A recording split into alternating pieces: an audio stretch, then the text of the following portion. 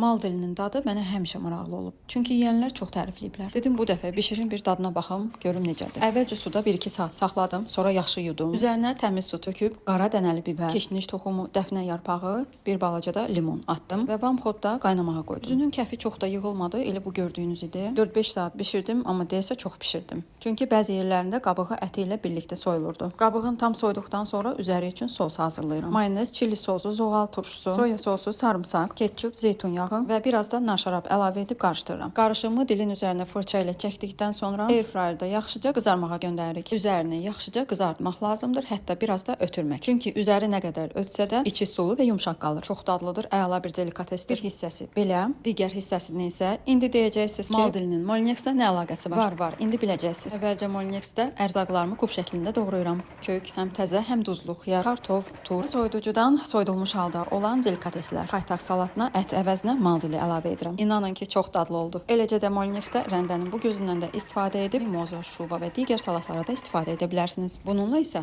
aşınızın soğanını 1 dəqiqədə hazır edə bilərsiniz. Digərləri isə daha iri rəndə və kartof fri üçündür. Möcüzəvi doğrayıcı aparatımla artıq yeni il süfrəmdə hazırdır. Allahdan arzum budur ki, 2026-cı il hər birimiz üçün uğurlu, düşərli və xeyirli illərdən olsun. Hər kəsə möhkəm və sağlam can, bol ruzi, bərəkət arzu edirəm.